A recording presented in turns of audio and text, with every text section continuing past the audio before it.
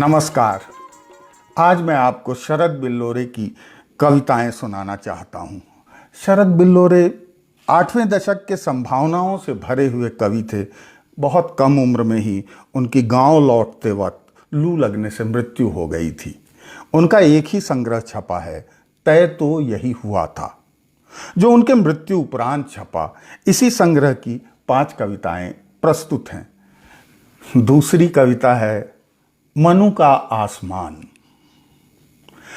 कितना निर्मल है मनु का 2 बरस का आसमान, और कितने बड़े बड़े अक्षरों में लिखा है मेरा नाम मनु के 2 बरस के आसमान में, कि जब मैं पढ़ रहा होता हूं आसमान की संपूर्णता में सिर्फ मेरा ही नाम होता है। जब नीलू पढ़ती है नीलू का नाम होता है, जब भाभी पढ़ती है भाभी का नाम। कितना जादुई है मनु का आसमान। कल हम मनु के आसमान के लिए वर्णमालाओं के बादल लाएंगे, गिनतियों के सितारे और सुख दुख के चांद सूरज। कल कितना रंगीन होगा मनु का आसमान। मैं, नीलू, भाभी सब होंगे उस आसमान में रंगीन गड्ड-मड्ड, कि पहचान ही नहीं पाएंगे खुद को, एक दूसरे को। कल मनु भूल जाएगी उसके 2 बरस के आसमान पर लिखी भाषा की पहचान। मुझे चाहिए मनु का निर्मल आसमान, ताकि मैं उसे अपनी उम्र की खिड़की पर टांग कर उस पर लिखा अपना नाम पढ़ता रहूं। ऐसा करते हुए मेरा समय हमेशा मुझसे हार जाता है।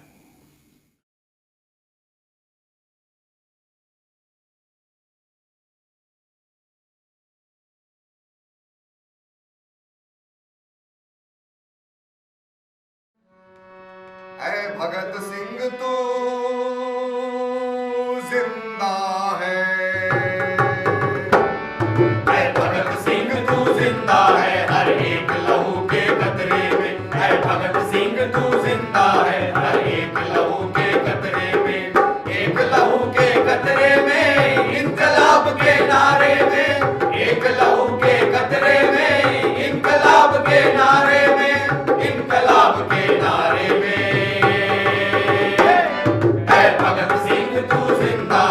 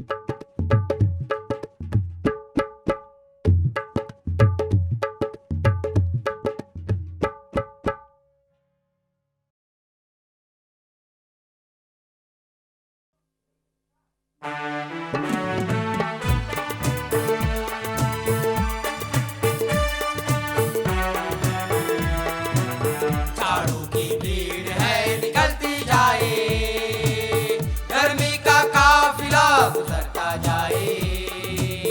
झाड़ू की भीड़ है निकलती जाए, गर्मी का काफिला गुजरता जाए।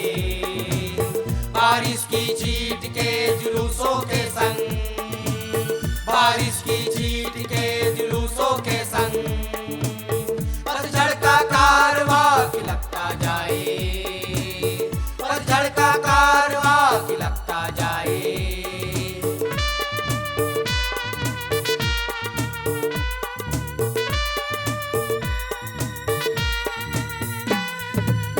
सदियां दर सदियां बढ़ गई रस्तों पे टक टक करके, घड़ियां दर घड़ियां बढ़ गई दरवाजे दस्तक करके।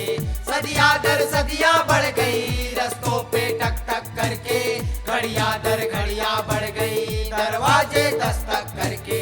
मौसम का रेला आकर हाथ हिलाता जाए, बादल का जत्था आकर देखे और जाता जाए, बादल का जत्था आकर देखे और जाता जाए।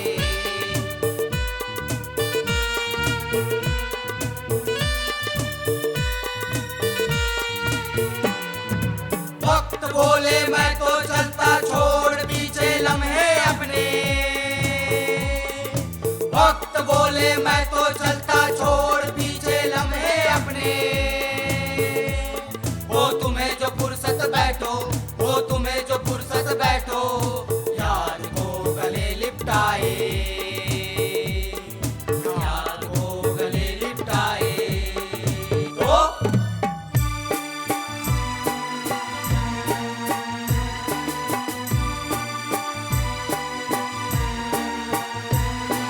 सतलुज के दूसरे किनारे से रातों में कोई हीर सुनाए। रब्बा ओ रे रब्बा, ओ रे रब्बा, ओ रे रब्बा, ओ रे रब्बा। आंखों में डोलते पखेरू लेकर बैठी वो तो तकती जाए। रब्बा ओ रे रब्बा, ओ रे रब्बा, ओ रे रब्बा, ओ रे रब्बा, ओ रे रब्बा। मेरा रांझा न आया, आए पखेरू देखो रांझा न आया। ओ रे रब्बा, ओ रे रब्बा, ओ रे रब्बा, ओ रे रब्बा। तो एक रांझे में तो बैठी हाथ में कलेजा दाबे आए। अब तो आजा बापी आए अब रहा न जाए, क्या कहूँ किसी से मैं तो क्या कहूँ कहा न जाए। आजा अब तो आजा बस अब और कुछ सहा न जाए। ऐसा ना हो कहीं कि मुझको तुझसे ज्यादा देर इंतजार पाए।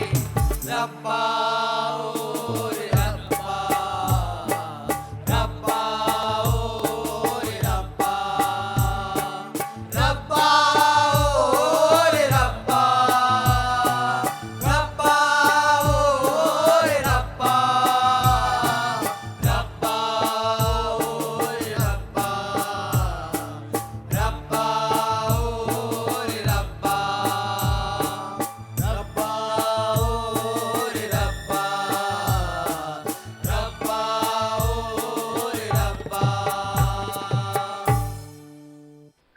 मैंने तुम्हें पहचाना नहीं, ध्यान से देखिए। कुछ याद नहीं आता।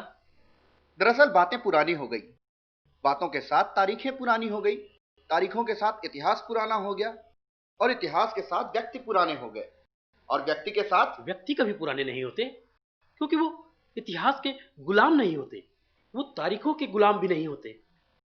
इतिहास को किताबों पर, उसके पन्नों पर लिखी इबारतों के जरिए हम जानते हैं, लेकिन व्यक्ति को जानने के लिए स्मृति के दरवाजों पर सिर्फ एक ठक ठक काफी है। तो अपने स्मृति के दरवाजों को खटखटाइए, शायद कुछ याद आ जाए। माफ कीजिए, एक तो कुछ याद नहीं आ रहा, दूसरे शरीर में अब इतनी ताकत ही नहीं बची कि अतिरिक्त जोर लगा सकूं।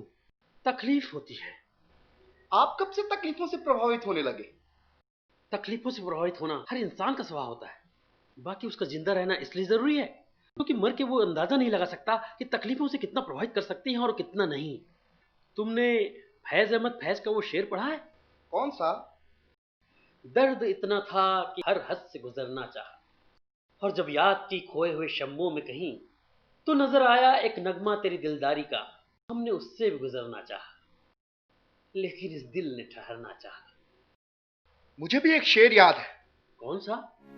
वतन की आबरू का पास देखे कौन करता है, सुना है आज मक्तल में हमारा इम्तिहान होगा, इलाही वो भी दिन होगा जब अपना राज देखेंगे, जब अपनी ही जमी होगी और अपना आसमां होगा, जब अपनी ही जमी होगी और अपना आसमां होगा, जब अपनी ही जमी होगी और अपना आसमां होगा। कौन हो तुम? यह एक गुमनाम शायर का शेर है। मैंने पूछा कौन हो तुम? आज 1965 चल रहा है। सफदरजंग अस्पताल दिल्ली की इस इमारत पर खड़े होकर मुझे याद आ रहा है कि 40 साल पहले इस शेर को जब्त कर लिया गया था, लाहौर में। तुम लाहौर में थे? मैं कानपुर में था, मैं पटना में था, मैं आगरा में था, मैं दिल्ली में था और मैं लाहौर में भी था। तुम किस वक्त की बात कर रहे हो? 13 अप्रैल की, 13 अप्रैल 1919 की, जिस दिन हिंदुस्तान के इतिहास में सबसे खूनी बैसाखी मनी थी, जिस दिन बाप चीखा था, जिस दिन बच्चा चिल्लाया था, जिस दिन लाहौर के लायलपुर जिले के गांव बंगा में अपनी कटी हुई फसल को देखकर एक मां विफर कर बोली थी, जाग!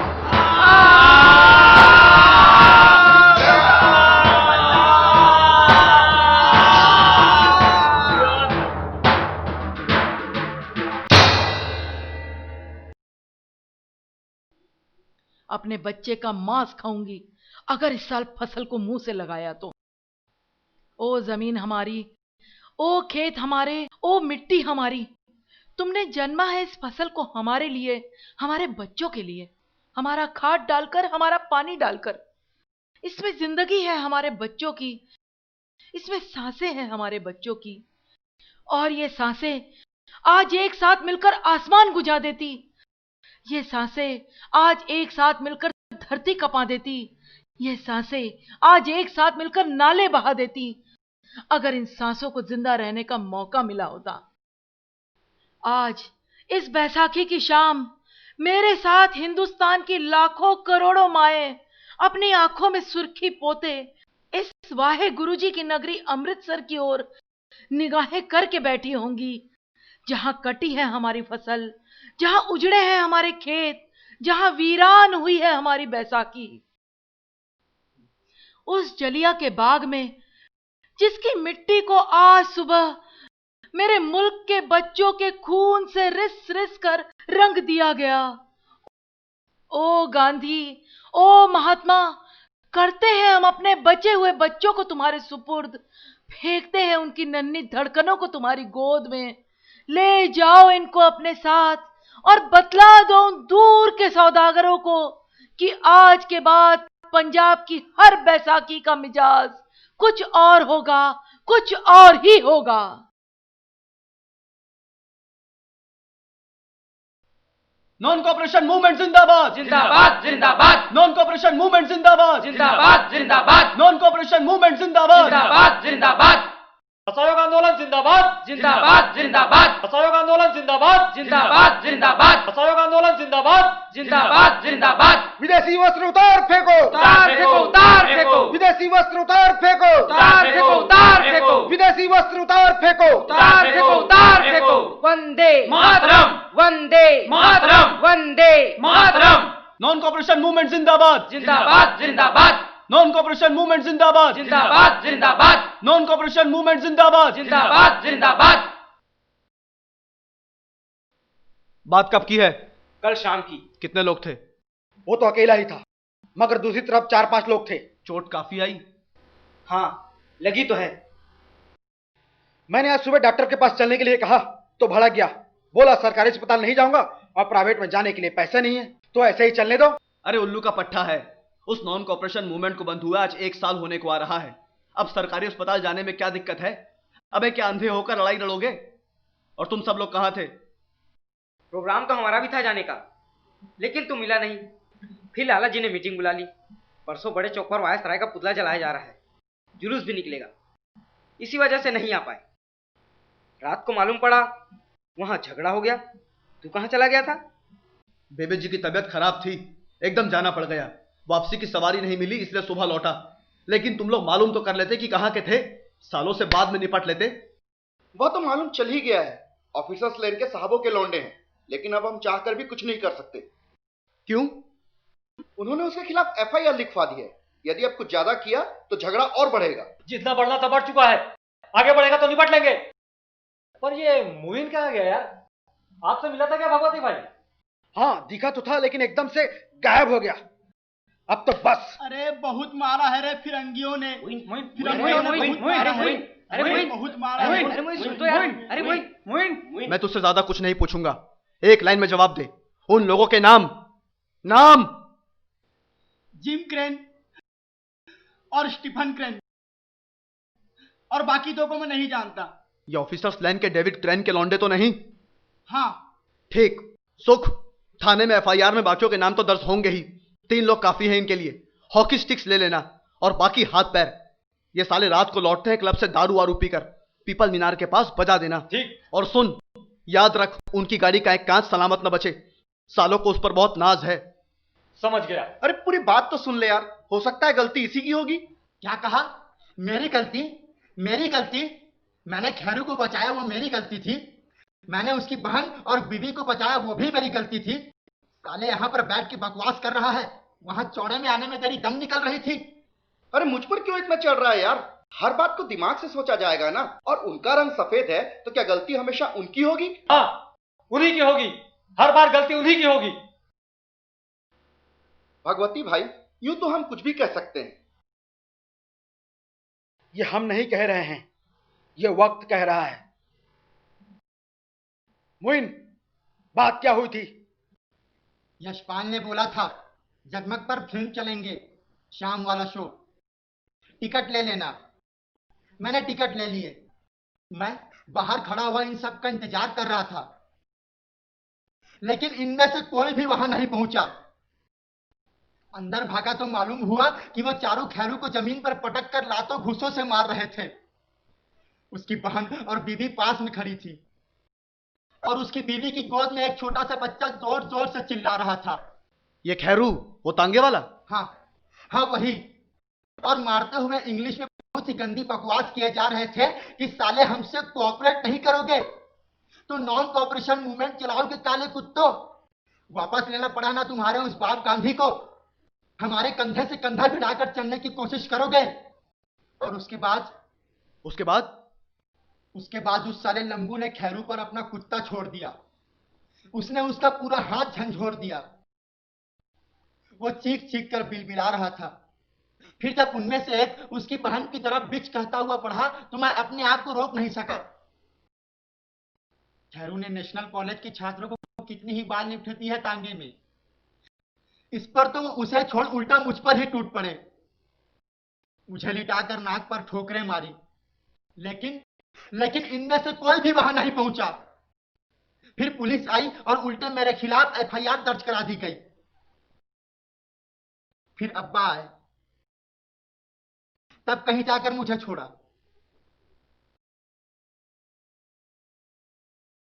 लेकिन बात क्या हुई थी? खैरू गलती से अंधेरे में एक क्लास में घुस गया था। उसका घुटना टकरा गया होगा इनसे, बस टूट पड़े। क्या औलाद, किसकी गलती थी? मैं इसके हिसाब से तो लगता है गलती उन्हीं की थी। हाँ, आजकल गलतियों का हिसाब बहुत रखने लगा है तू। चलो गया मैं, पानी वानी पी ले, ज्यादा मुंह बनाने की जरूरत नहीं है, जो ना होगा देख लेंगे। हो यार, तो हमारी फिल्म की बात तो रह गई ना, बोलो तो हो जाए। हो जाए। अबे कौन सी फिल्म? फिकर मत कर, चार्ली गार्बो की नहीं है, ये तेरी राजा हरिश्चंद्र। बननी चाहिए यार, बननी चाहिए। इंडियन मैथोलॉजी पर तो और फिल्में बननी चाहिए। हाँ बेटा, तुम्हारे देवता पिए तो कहलाए आसाओ, और हम पिए तो कहलाए विस्की। शिकायत कर देगा यार लाला जी से। हाँ, लाला लाजपत राय, महान स्वतंत्रता सेनानी। ये आंदोलन के बाद लाला जी कुछ बदल नहीं गए भगवती भाई? बस कॉलेज के नोटिस बोर्ड पर एक नोटिस लगने की देर है। 1922 के पवित्र भारतीय स्वाधीनता संग्राम में तुम लोग मत भूलो कि तुम एक हिंदू हो। अरे ये येलो पैम्पलेट पढ़ा किसी ने? ये क्या है? अरे कुछ नहीं है यार, सन्याल बाबू ने कुछ पुराने बिखरे क्रांतिकारियों को इकट्ठा करके एक एसोसिएशन बनाया है, हिंदुस्तान रिपब्लिक एसोसिएशन, जिसका टारगेट है आजाद भारत। उसका संविधान जिस पर्चे पर छपा है उसको कहा जा रहा है पीला पर्चा या येलो पॉम्पलेट। Very good. अभी आजादी मिली नहीं और कॉन्स्टिट्यूशन पहले ही बन गया। क्यों नहीं बन सकता? शादी नहीं की, क्या शेरा भी चमा के घर में ना रखे? यार भगत, मुझे तो इन ऑर्गेनाइजेशंस पर कोई इंटरेस्ट ही नहीं है। कभी ये गदर पार्टी तो कभी ये होम रूल सोसाइटी और फिर ये HRA। इससे क्या होना जाना है? तो फिर किससे होना जाना है? यार तू मान न मान, लेकिन ये कांग्रेस पिछले 30 सालों से टिकी हुई है। टिकी हुई है क्योंकि वो सिर्फ टिके रहना चाहती है। ऐसा नहीं है यार, वो कुछ काम भी करना चाहती है। बस ये नॉन कॉपरेशन मूवमेंट वाली बात को छोड़ दें तो। नॉन कॉपरेशन वाली ही बात करते हैं ना। यार उसमें थोड़ी दिक्कत होगी। दिक्कत इसलिए होगी क्योंकि तू उसका शिकार रहा है। इस कमरे में बैठे 2500 लोग भी उसके मारे रहे हैं। यार कुछ पाने के लिए कुछ खोना पड़ता है। पाया क्या? क्या पाया? ठीक है, कुछ नहीं पाया, उसमें भी जनता का दोष है। क्या दोष है? भगवती भाई, उस मूवमेंट की कुछ शर्तें थी जो तोड़ी गई, इसलिए उस बंदे को मूवमेंट वापस लेनी पड़ी। हाँ, चौरी चौरा के पुलिस ने निहत्थे भीड़ पर गोली चलाई, 2500 लोग मर गए। उस भीड़ ने थाने में आग लगा दी, पुलिस वाले जल के मर गए। बदले में लोगों का दोष बतलाते हुए मूवमेंट वापस ले लिया गया। तो थाने में आग लगाने की क्या जरूरत थी? तो उसके दरवाजे में मत्थे टेक के आगे बढ़ जाते। क्या कांग्रेसी साहित्य पढ़ कर आया है मरकट त्रिवेदी? तू तहजीब से बात कर सुखदेव। मैं आज भी कहता हूं, उस गांधी नाम के बंदे में कुछ बात तो है। हाँ, बात तो है। मुल्क के 12-12, 13-13 साल के मासूम बच्चे जिस इंसान के लिए इस कच्ची उम्र में सड़कों पर आ सकते हैं, उसमें बात तो होगी ही। क्या जोश था सब में। आंदोलन करेंगे।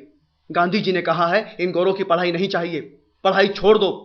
बस्ते नालों में फेंक कर बच्चे तैयार, कॉपी पेंसिल किताबों में आग लगाकर बच्चे तैयार।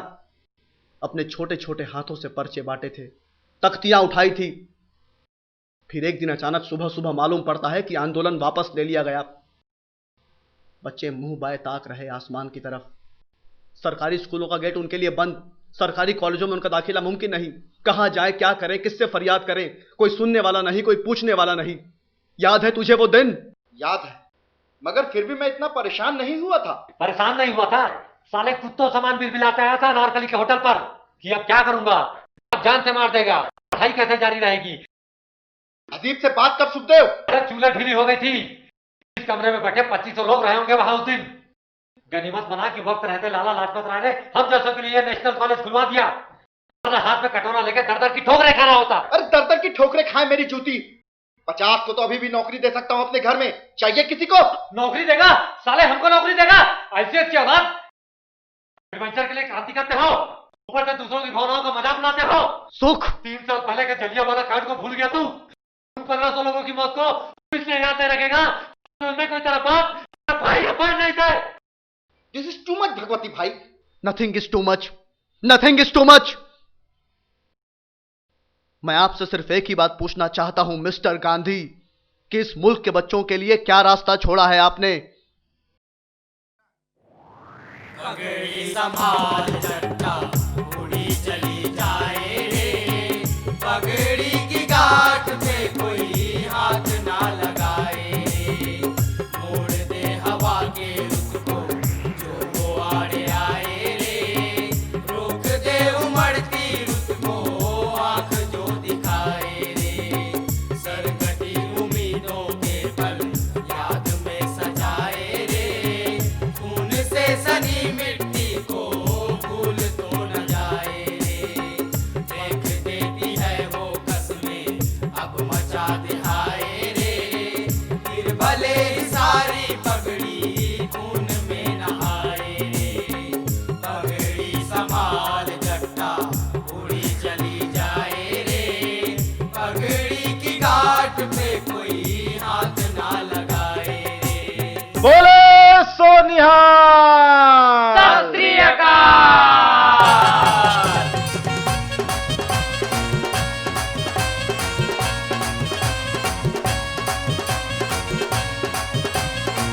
नाटे भंगड़ा चक्का आई बैसाखी, नाटे भंगड़ा चक्का आई बैसाखी, बैलों के चरखू की आवाज बोलते, बैलों के चरखू की आवाज बोलते, वो गला फाड़ के बोले सोनिहाल बोलते। नाटे भंगड़ा चक्का आई बैसाखी, नाटे भंगड़ा चक्का आई बैसाखी, खड़ी फसल के खेतों का अंबार खोलते, खड़ी फसल के खेतों का अंबार खोलते, खेत खोल दे जल्दी और पाताल बोल दे। नाटे भंगड़ा चक्का आई बैसाखी, नाटे भंगड़ा चक्का आई बैसाखी।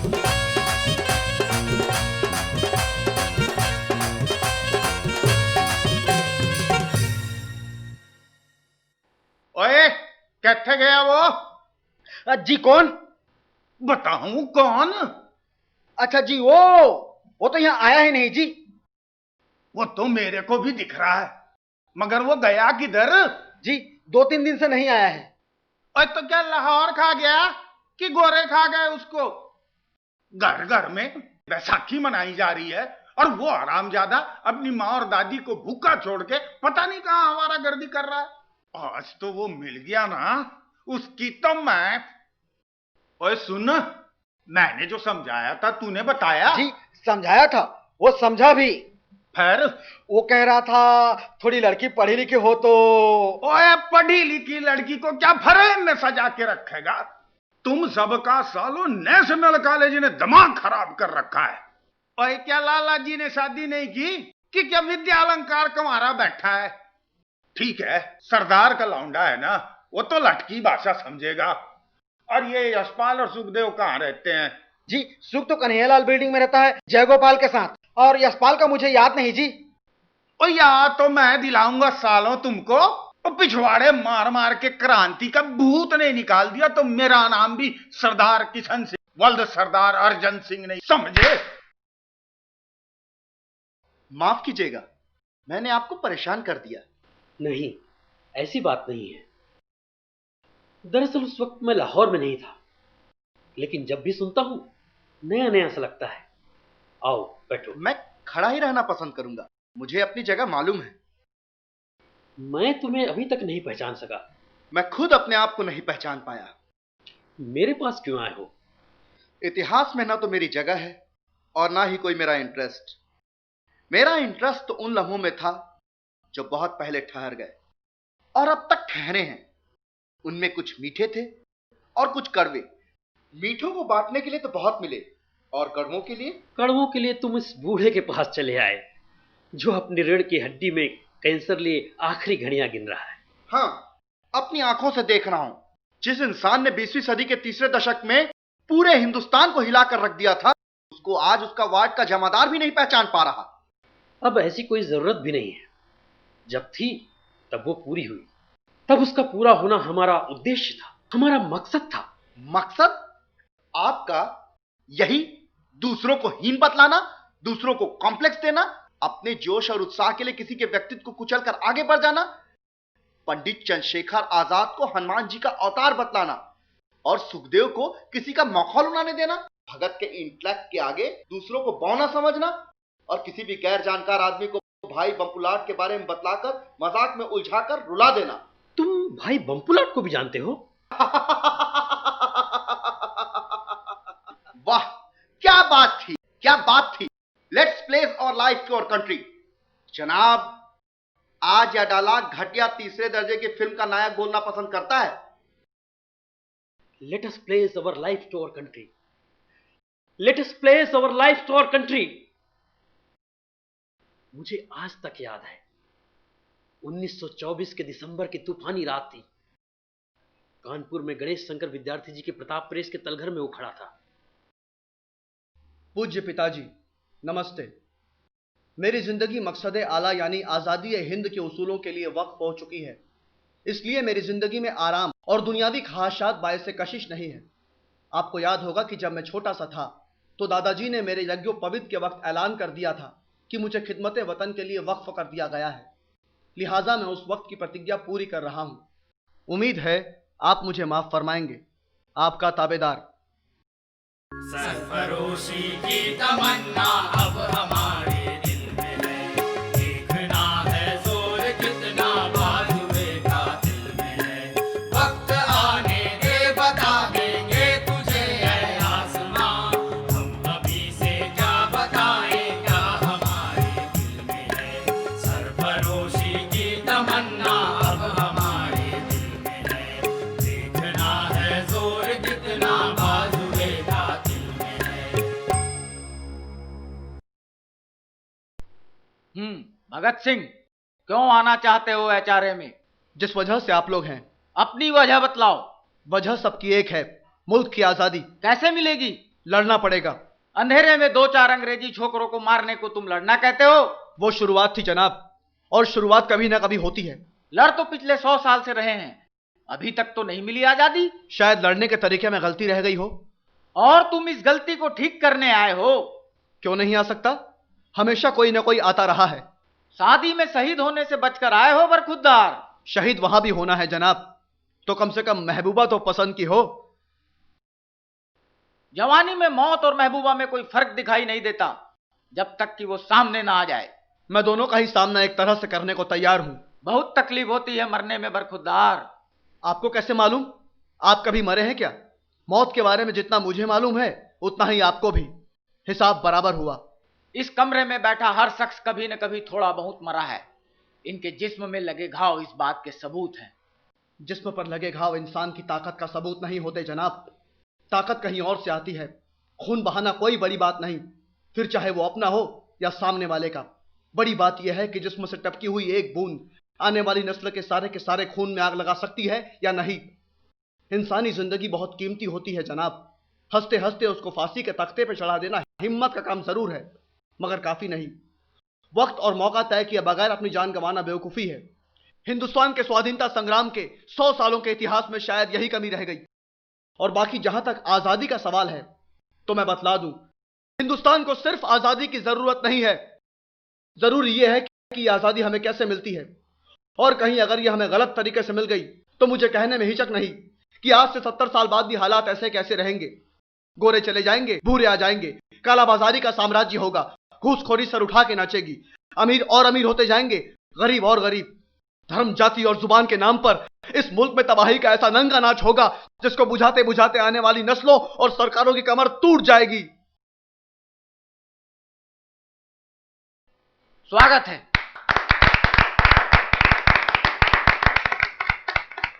एचआरए में स्वागत है तुम्हारा। मैं राम प्रसाद बिस्मिल, ये अस्फाक उल्ला खां, ये लाहड़ी, ये रोशन, ये मुकुंदलाल, ये मनमथनाथ गुप्त, ये शिव वर्मा। बदन देखते हो इसका? इसे एचआरए का दिया सलाई कहते हैं। क्या दादा? और वो जयदेव कपूर, उसे कुश्ती में हराना पड़ेगा। और वो है एचआरए का खास बंगाली बटुकेश्वर दत्त। की भालो अछेन? पूछ रहा है कैसे हैं? जी बेहतर। जानते हो बंगाली और हनुमान जी में क्या फर्क होता है? जी, क्या फर्क होता है? कोई फर्क नहीं होता। दोनों को जब तक इनकी ताकत का एहसास न कराया जाए बूटी लेने नहीं उठते, और जो एक बार उठे तो फिर बूटी छोड़ पूरा पहाड़ उठा लाते हैं। ये हनुमान जी के नाम से याद आया, पंडित कहाँ है? ये भूत है एचआरए का, जिंदगी और जंजीर इसे आज तक न बांध सकी है और शायद न कभी बांध सके। पंडित हो, भगत से मिलेगा? कसरत के वक्त नहीं। नाम क्या है इनका? पंडित चंद्रशेखर आजाद। एक फांसी का ये फंदा खौफ से है कांपता, मुक्ति अल्लाह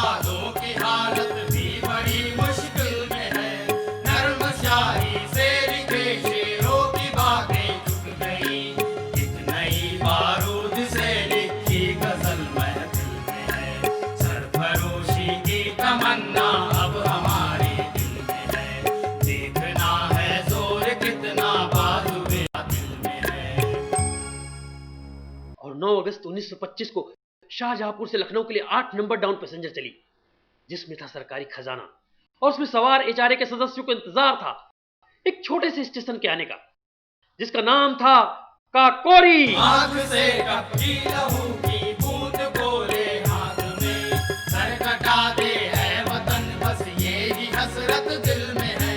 जिंदगी के रास्तों पे खूब यारो चल लिए, अब जरा देखे छुपा जा मौत की मंजिल में है। सरफरोशी की तमन्ना अब हमारे दिल में है, देखना है जोर कितना बाजुए कातिल में है। देखना इनकलाब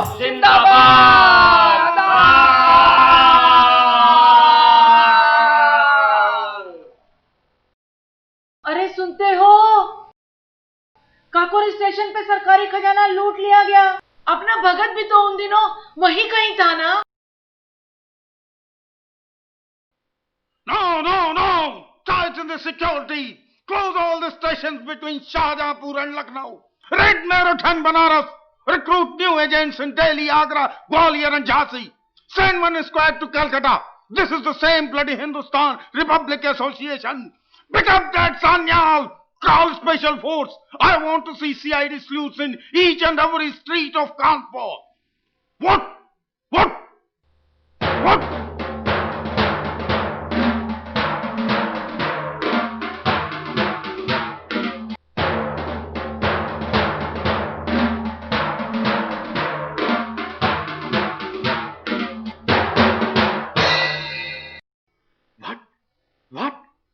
व्हाट? सब कुछ खत्म हो गया। पूरी एचआरए पकड़ी गई, पंडित जी और मुकुंदी लाल जी को छोड़कर। हिंदुस्तान रिपब्लिक एसोसिएशन का एक सुनहरा अध्याय खत्म हुआ। डॉक्टर साहब,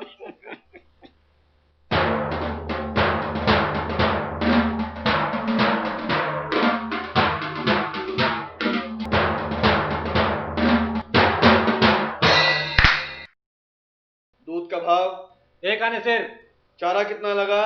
22 शेर, दूध कितना निकला? 18 शेर, शहर कितना भेजा? 12 शेर, और बाकी? बाकी देश के नौजवान पी गए। और अभी देश के बुढ़े को मालूम पड़ गया ना तो पिछवाड़ा तोड़ देगा। तो कोई है अंदर? आओ जी। ओ पैरी पौना बाबूजी। पैरी पौना बाबूजी। ओ जिंदेरा पुत्र, जिंदेरा। ओए पुत्र, ओ तेरे से मिलने कौन आया है देख। चाचा जी, पैरी पौना चाचा जी। ओ देख लो जी, पूरे 100 गज जमीन का टुकड़ा है, 3 भैंसे हैं, एक बछिया भी। ओ पूरे लाहौर में जी यहीं से दूध जाता है। ओ बढ़िया, ओ बहुत बढ़िया। ओ पुत्र, ओ पुलिस तो परेशान नहीं करती ना? जमानत के बाद तो सब ठीक है। ओए दूली चंद जी बहुत परेशान थे तेरे वास्ते। और दौलत राम जी तो कह रहे थे कि केस तो सरकार के बाबू को वापस लेना पड़ेगा। ये गोरी अदालत में 6-7 महीने से ज्यादा केस नहीं चलते। वो कोई सबूत भी नहीं है जी उनके पास। वो बस जिंदगी बनाओ अपनी। सुन लो क्या कह रहे हैं। अरे जिंदगी बनाओ अपनी जिंदगी। तुम लोगों को सालों एक ठौर मिल गया है जीने का। ओए भगवती, सब ठीक चल रहा है? जी बाबूजी, आप चिंता ना करें। ओए सुखदेव, ओए तेरी भड़क कम हुई कि नहीं? जी बिल्कुल ठंडी पड़ गई है जी, ठंडा ठंडा दूध पी के। ओए हरामजादे, ये भैंसे क्या तेरे लिए दूध देती है? ओए भगवती, नजर रखना इस पे। जी बाबूजी। इसके लिए भी कोई लड़की छड़की ढूंढ को जी, अपना ही जवान पट्टा है। वो तारीख की बात कर लेते जी। हाँ, मन्ना वाले पूछ रहे हैं और तारीख वारीख पक्की करें। ओए भगते जी, इनसे कह दीजिए कि मैं इस बार पूरी तरह से तैयार हूं। चलो जी।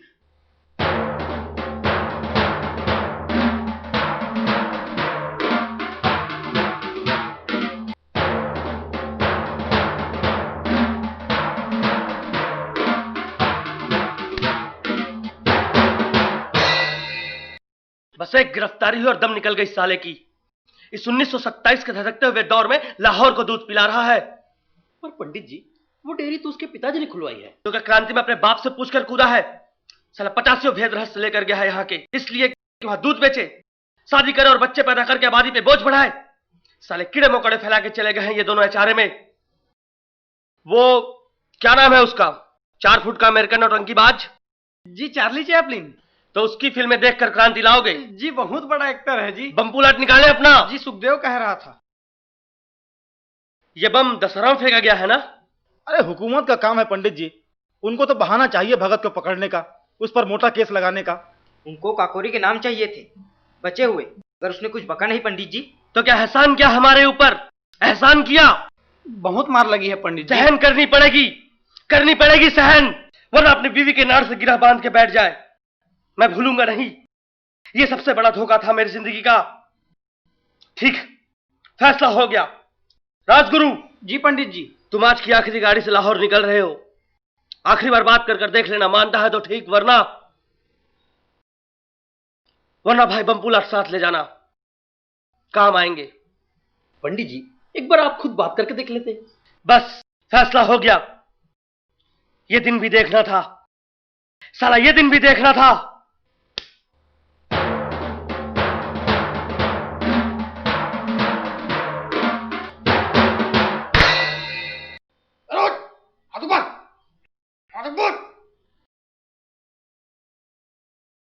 तू सबसे पहले जाएगा भगत।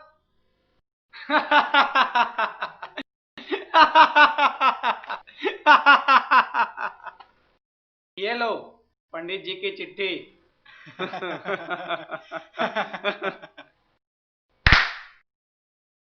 उम्मीद कर रहा हूं कि तुम्हारी डेयरी कर्ज में डूब चुकी होगी, क्योंकि वहां दूध बेचने के अलावा बाकी सब कुछ भी होता होगा।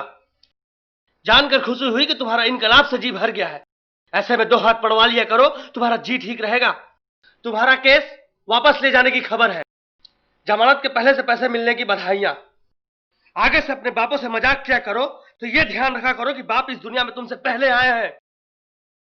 क्या कभी इतिहास मानेगा कि चंद्रशेखर आजाद ने भगत सिंह को उड़ाने के लिए बम पुलाट भेज दिए? और भाई बम पुलाट बिल्कुल भरे हुए थे, जैसे देखते ही चीर फाड़ डालेंगे। लेकिन तुम लोगों ने ये किया क्यों था? अबे उल्लू के पट्टे, नाम है राजगुरु और राजा के भांडो जैसी बातें करता है। अरे मेरी 60,000 रुपए की जमानत दी गई है। अगर मैंने 6 महीने तक कुछ भी उल्टा सीधा किया तो उनकी साख कहां जाएगी? और आगे से कोई पकड़ा गया तो जमानती कहां से लाओगे?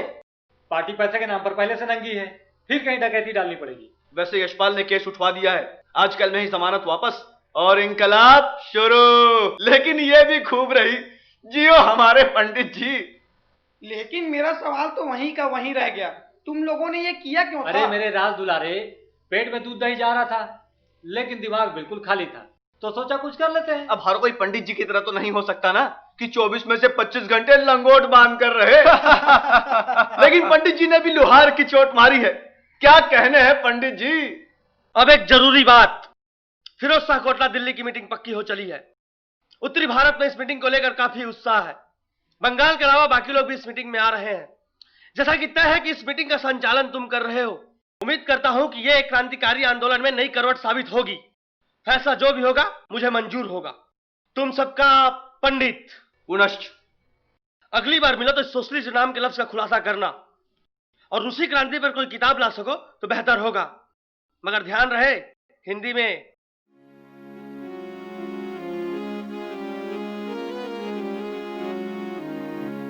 वतन की आबरू का पास देखे कौन करता है, सुना है आज मक्तल में हमारा इम्तिहान होगा।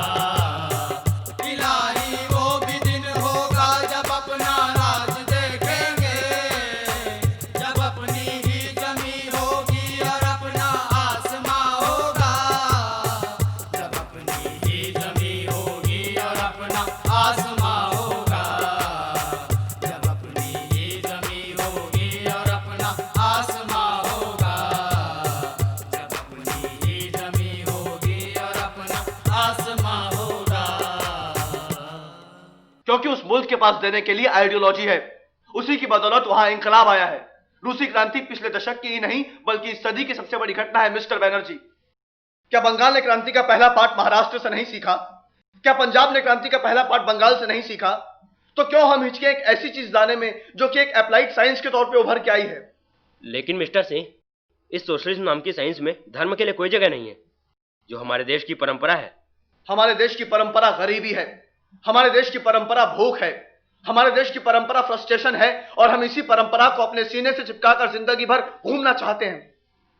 धर्म इंसानी कौम के लिए अफीम की तरह है, जो उसे एडिक्ट तो कर सकती है, उसे भरपेट खाना नहीं खिला सकती।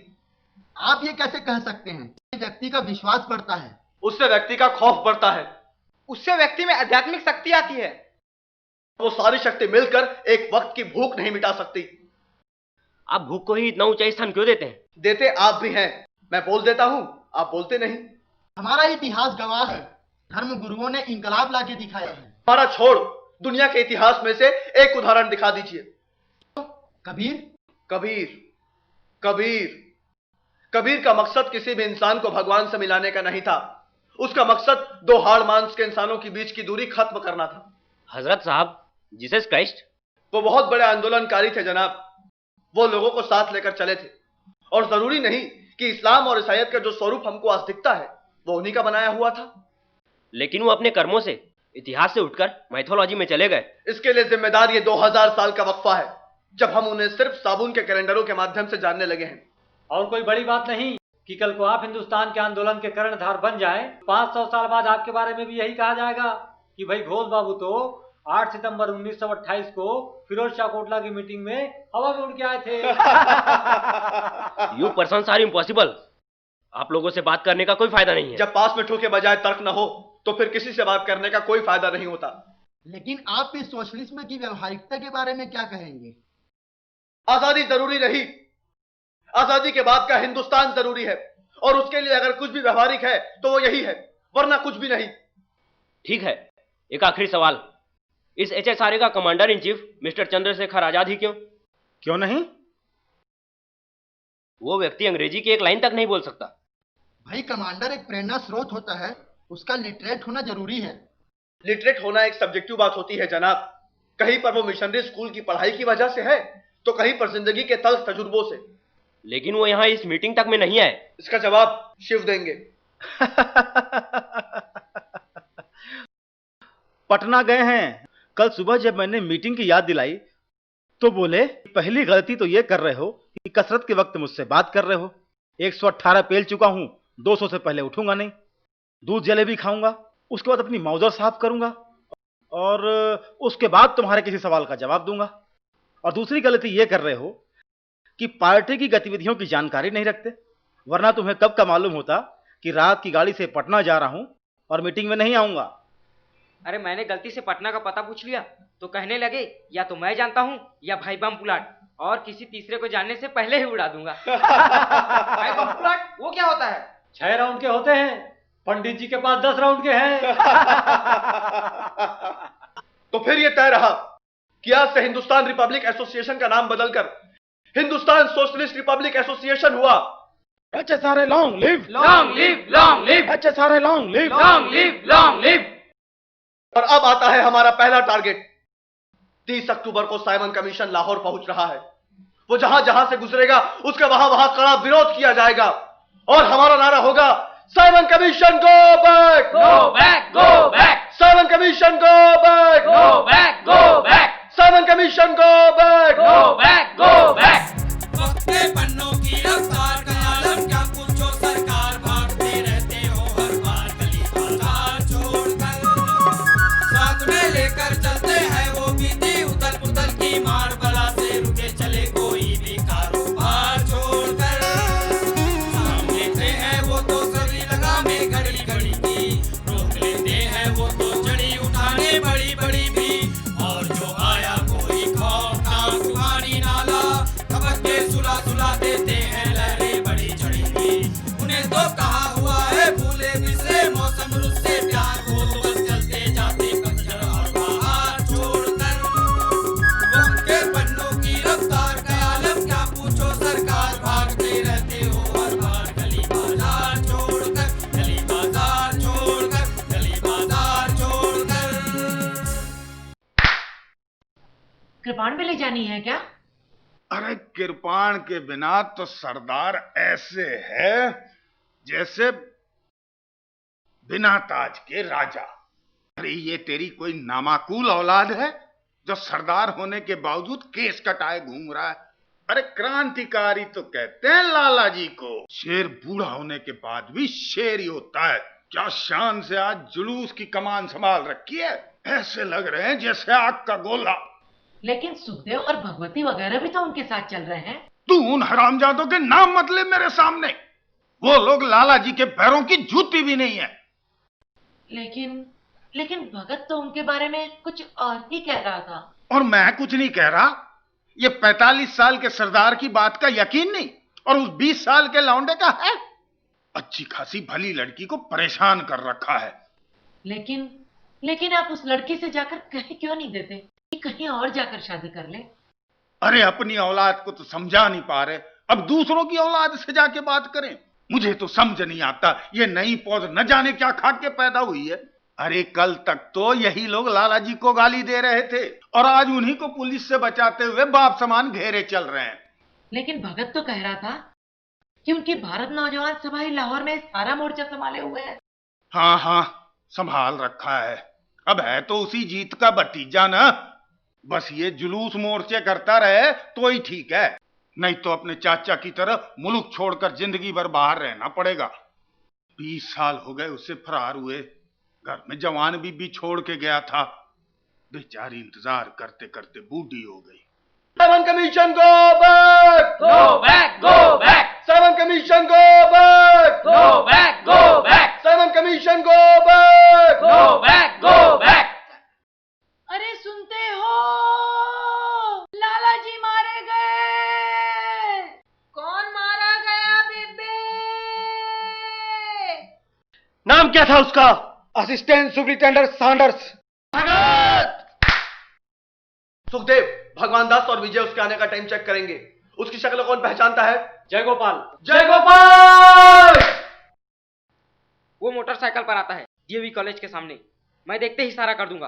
पिस्तौल किसके पास है? राजगुरु के पास। राजगुरु। भगत, तुम और मैं पहली गोली चलाएंगे। किसी ने हमारा पीछा किया तो पंडित जी संभालेंगे। पंडित जी कहाँ हैं?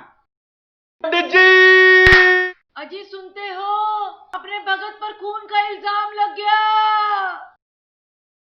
खून का इल्जाम इन पर, मगर किसके खून का इल्जाम? अजी सुनते हो, अपने भगत पर खून का इल्जाम लग गया। खून का इल्जाम इन पर, मगर किसके खून का इल्जाम? खून का इल्जाम, मगर किसके खून का? उस सैंडर्स का खून तो सबको याद रहा। इतिहास ने उसे अपने पन्नों पर डंके बजाकर जगह दी, और उसके खून के इल्जाम ने उसे युग पुरुष बना दिया। लेकिन कल वो किनारी बाजार में मिली थी अपनी माँ के साथ। मैंने सत श्री अकाल कहा तो शर्मा गई। तब उसकी माँ ने हंस के कहा कि इनसे शर्माने की जरूरत नहीं है, अगली होली तुझे इन्हीं देवर जेठों के बीच मनानी है। उस गरीब के जान के सपनों का खून, उसका दारोमदार, उसकी जिम्मेदारी, दूसरों के खून से होली खेलने वाले उस महाबली ने क्या कभी उसके हाथों के मेहंदी के रंग को पहचानने की कोशिश की? ये होना ही था, ये होना ही था। मैं तो उससे पहले भी कहा करता था उससे हंसी मजाक मत किया कर। ये मेरी जमानत के दिन बहुत महंगे पड़ गए सुखदेव। 24 घंटे बम बारूद की गंध को सूंघने वाले उस महान योद्धा ने उस नन्ही सी कली को सूंघ कर देखा। हिंदुस्तान के स्वाधीनता संग्राम की धारा को बदल कर रख देने वाले युग दृष्टा ने क्या कभी उसके नन्हे से दिल को टटोलने की कोशिश की?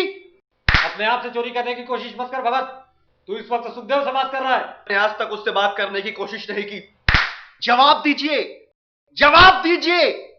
उस इंसान के साथ कंधे से कंधा भिड़ाकर चलने वाले इतने जिम्मेदार व्यक्ति होने के नाते आपका चुप रहना कहां तक जायज है, मिस्टर बटुकेश्वर दत्त? इससे कोई फर्क नहीं पड़ता, ये तो खुद भी जानता है। लेकिन इसके लिए हम जिम्मेदार हैं सुखदेव, इसके लिए हम जिम्मेदार हैं। हम इससे भाग नहीं सकते। आगे बगैर कोई चारा भी नहीं है। जिंदगी हमें कहीं और ढकेल चुकी है। जिंदगी किसी को किसी की मर्जी के बिना कहीं नहीं ढकेल सकती। मुझे तेरी आंखों में सुअर का बाल दिख रहा है भगत। क्या मतलब? तूने 8 अप्रैल वाले एक्शन में जाने से इनकार कर दिया। किसने कहा? किसने कहा? वो पंडित जी का आदेश था कि 8 अप्रैल को असेंबली पे बम फेंक के मैं नहीं जाऊंगा। जबकि बम फेंकने की पेशकश तेरी थी, फेंकने के बाद गिरफ्तारी देने की पेशकश भी तेरी थी। वो आज भी है। उस वक्त वहां दुनिया जहान की प्रेस मौजूद होगी, विदेशी पत्रकार होंगे।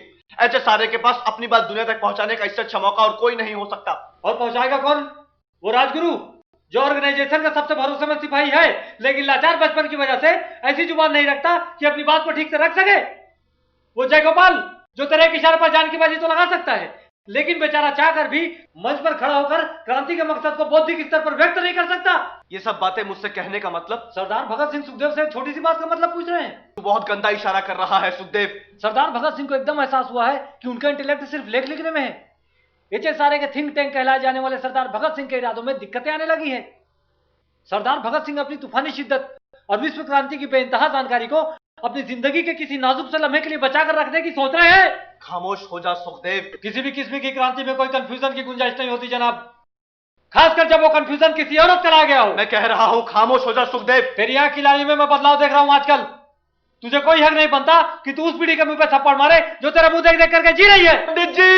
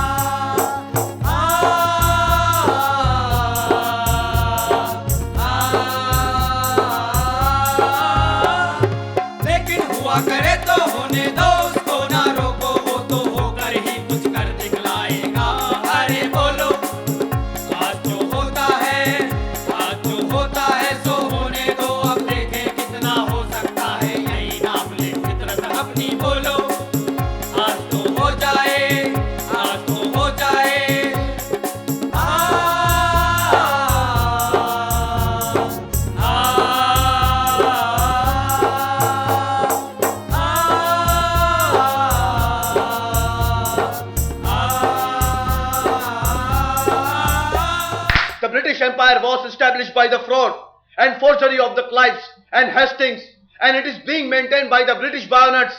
And henceforth, we say in the loud roaring voice that down with imperialism, workers of the world, get united. Long live revolution! Long live revolution! Long live Revolution! Long live Revolution!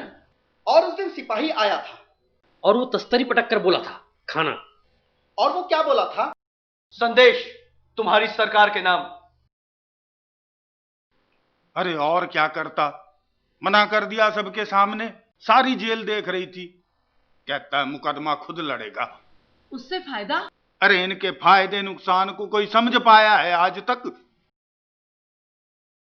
एक लाहौर भेजी उसके घर, बाकी सारे centre पर।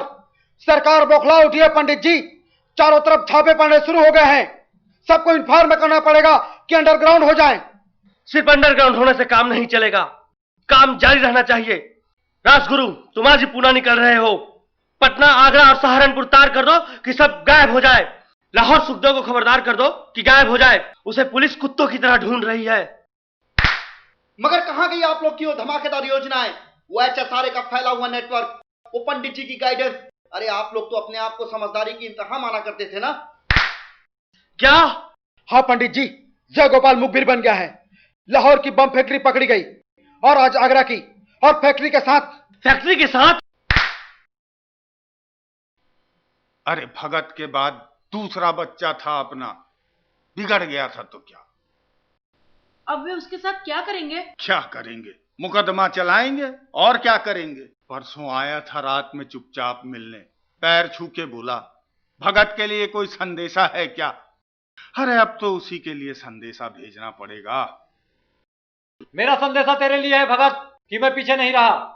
Jail jail का फर्क है, तू दिल्ली में है, मैं लाहौर में, और मैंने सुना है तेरे केस की सुनवाई शुरू हो गई।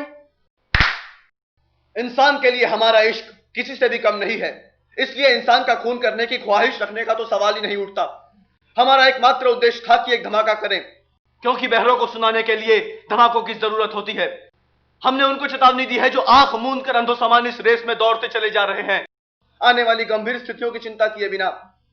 हम वो मशाल लेकर उठे हैं जो गुरु गोविंद सिंह और शिवाजी, कमाल पाशा और रजा खां, वॉशिंगटन और गरीबाल्डी और लफायत और लेनिन के हाथों में थी। हम ये असेंबली कांड करके बतलाना चाहते थे कि व्यक्ति की हत्या की जा सकती है, उसके विचारों की नहीं।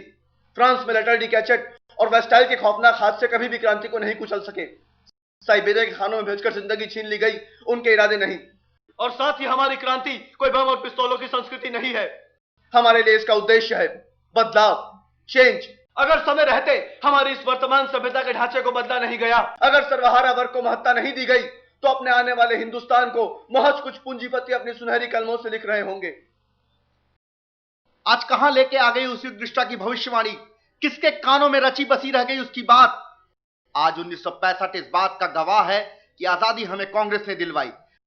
उसके पीछे वो गांधी नाम का बंदा था। वो मूवमेंट तो वक्त का बुलबुला था जो वक्त के साथ फूट गया और साथ में ले गया खूनी गोलियों और बम धमाकों की आवाज। तुम गलत कह रहे हो मार्कंड। धमाकों की आवाज तो सन 1947 में अपने पूरे महाकाल रूप में उठी थी और उसके साथ जुड़ गई थी उन करोड़ों बच्चों, बूढ़ों और औरतों की चीखें जो चिल्ला चिल्ला कर कह रही थी कि हमें नहीं चाहिए पाकिस्तान, हमें नहीं चाहिए हिंदुस्तान, हमें सिर्फ एक मुल्क चाहिए जिसमें हम आजादी की खुली सांस ले सके। आज 18 साल बाद भी उस ज्वालामुखी का लावा इन दो मुल्कों के बीच में धड़क रहा है। बोलो, किसको जिम्मेदार ठहराते हो इसका? Political killers. इसका मतलब क्या होता है? पॉलिटिकल किलर्स मतलब राजनीतिक खूनी जो अपनी राजनीति में बने रहने के लिए किसी का भी खून कर दे। लेकिन ये कौन सी राजनीति में रहना चाहते हैं? वो महात्मा हैं, उनके मुख से शब्द नहीं अमृत फूटता है, उनकी बातों को कोई झूठ नहीं कहता। हाँ हाँ, वो झूठ नहीं कह रहा है। कल शिव वर्मा, जयदेव कपूर, सुरेंद्र पांडे, महावीर, कुंदन लाल सहारनपुर में पकड़े गए। मैं यह जगह आज ही छोड़कर जा रहा हूं। तुम लोग अपना ख्याल रखना, क्योंकि कल दत्त और भगत का फैसला है। अजी सुनते हो अपने भगत को? वाहे गुरु जी की यही मर्जी थी। उम्र कैद, अब इससे ज्यादा इस सरकार से उम्मीद भी क्या की जा सकती थी। मैं तो कहता हूं सस्ते में छूट गया। सुनती हो? अरे सुनती हो? अरे कम से कम इस बात का तो एहसास रहेगा कि जहां भी है जिंदा तो है। जैसे जैसे अजीत के जिंदा होने का एहसास। हाँ, और क्या। देखना, एक दिन दोनों चाचा भतीजे इकट्ठे वापस आएंगे और फिर इस घर में जो बैसाखी मनेगी कि उसकी गूंज पूरे लाहौर तक जाएगी।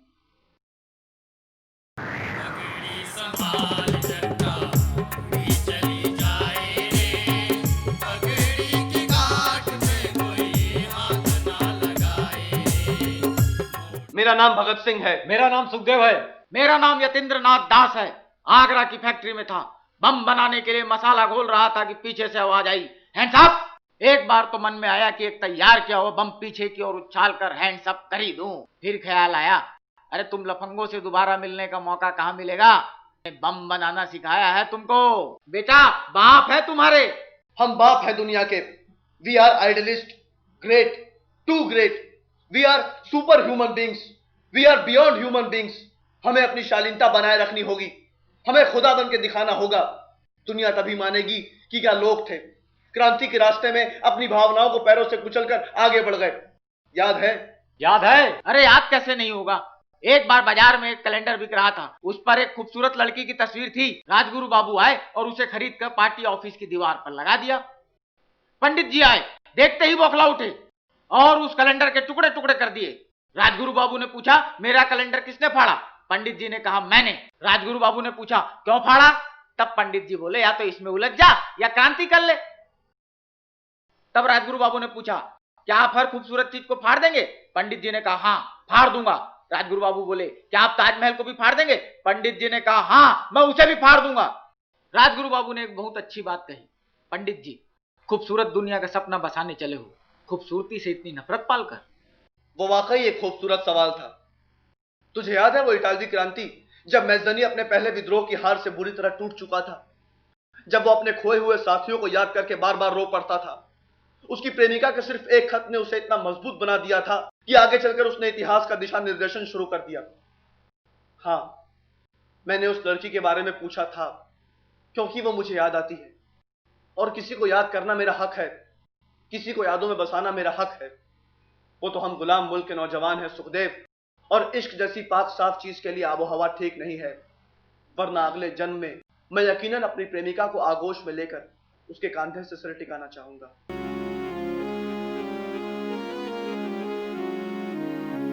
इलाही आज गोरी की तबीयत फीकी फीकी है, इलाही आज उसकी भी जरूरत तीखी तीखी है।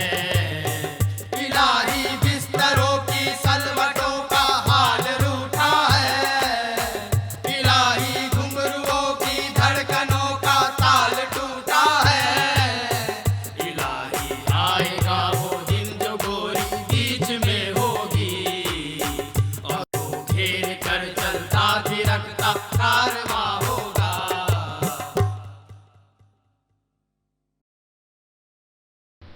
वो ठीक है, सजा मिली है, लेकिन वो नहीं जिसका डर था। यहां आ गया है लाहौर में। अभी खत आया था उसका जेल से। सुखदेव ने तेरे लिए सत श्री अकाल लिख रखा है, शैतान कहीं का। साथ में यह भी लिखा है कि चिंता ना करना। यहां भगत खूब रसगुल्ले खाता है, भुट्टे मैं खिला देता हूं। खूब लाल हो गया है खा खा के। सुखदेव ने यह भी लिखा है कि जैसे ही लौटेंगे झाड़ा लगवाने चलेंगे। क्यों रे, ये झाड़े का क्या चक्कर है? मैं इसलिए आई थी कि अच्छे से रहा कर, अच्छे से खाया पिया कर, अच्छा पहना उड़ा कर। अरे जरा सी जिंदगी है, कल किसने देखा है? आज की तो सोचनी पड़ेगी ना। अब चलूंगी। यहां भी उन्होंने कुछ दोस्त बना रखे हैं। उनके लिए मक्के की रोटी और सरसों का साग मंगवाया है। कैसे बावले लड़के हैं। बेबे जी, कम पढ़ी लिखी हूँ, दुनिया भी ज्यादा नहीं देखी। जो जानती हूँ वो बस इतना कि कोई पकड़ा गया, उसको सजा हो गई। उसका दोष क्या था नहीं जानती, उसने किया क्या था नहीं जानती, ना ही जानना चाहती हूँ। जो जानती हूँ वो बस इतना कि उसको सजा नहीं होनी चाहिए थी। क्यों? क्योंकि मेरा दिल कहता है, मेरा दिल ये भी कहता है कि कोई आएगा, लेकिन अगर कोई नहीं आता तो उसमें भी उसका दोष नहीं मानती। क्यों? क्योंकि मेरा दिल कहता है। मगर हार नहीं मानूंगी। अगर ना आना किसी का धर्म है तो उसके आने की बाट जोना मेरा धर्म। मैं उसके धर्म को चोट नहीं पहुंचाऊंगी और वो मेरे धर्म को चोट नहीं पहुंचाए। बाकी आप तकलीफ मत किया कीजिए। अच्छा खाना और पहनना मेरा धर्म बन चुका है, क्योंकि फीका रंग पहनकर कोई किसी का इंतजार नहीं कर सकता।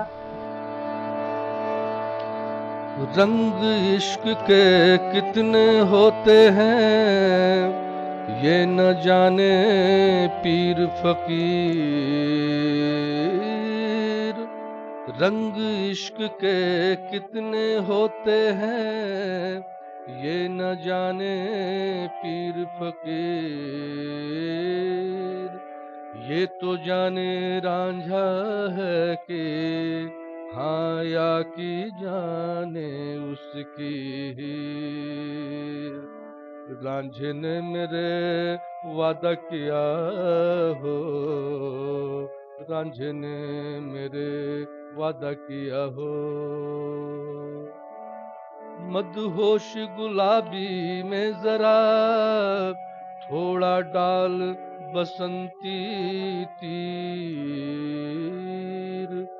फिर पहन के उसको गोरिये थोड़ा बैठ नदी के तीर। बदली को जरा धूप की बाती देगी चीर। तेरे कांधे का तस्वुर लेके आऊंगा। मेरे इश्क की ये तासीर गोरिए, मेरे इश्क की ये तासीर, मेरे इश्क की ये तासीर गोरिए, मेरे इश्क की ये तासीर, मेरे इश्क की ये तासीर, मेरे इश्क की ये तासीर।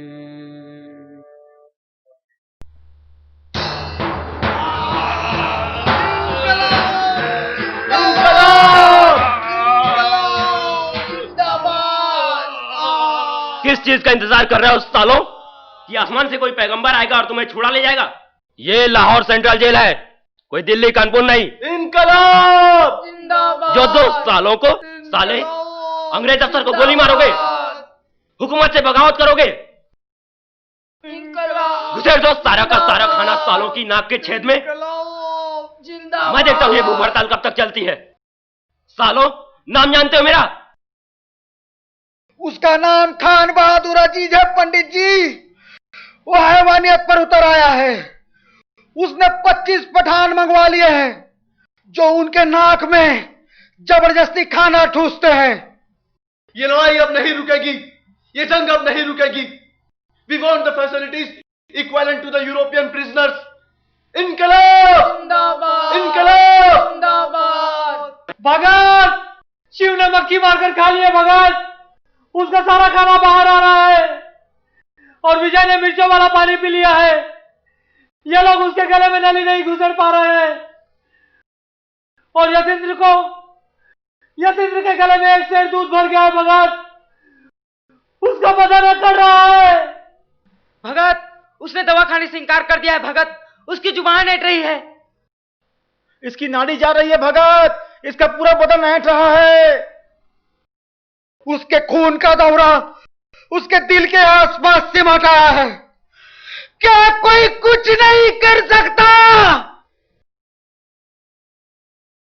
और मत सोच लेना कि इस एक यतीन्द्रनाथ के जाने से हिंदुस्तान का यह उमड़ता हुआ संग्राम रुक जाएगा। यह दौर तो अब चलता रहेगा, चलता रहेगा, जब तक हम हासिल नहीं कर लेते कंप्लीट इंडिपेंडेंस। और मोतीलाल नेहरू ने कहा था, शरेआम ब्रिटिश हुकूमत के जुल्म को मैं लानत भेजता हूं, यतीन्द्रनाथ दास को कैसे भी बचाया जाए। और जवाहरलाल नेहरू बोले, शर्मिंदगी से सर झुकाता हूं इस हैवानियत के सामने, यतीन्द्रनाथ दास को रिहा किया जाए। और गणेश शंकर विद्यार्थी बोले, I spit on the courage of British empire who even don't know how to kill. Don't you forget that the soil of this nation has had enough from you, the Britishers. Now it needs something from us, and we are out and out prepared to give the most precious thing we have, that is our lives. कल यतीन्द्र नहीं रहा, हमें से ये पहली मौत थी।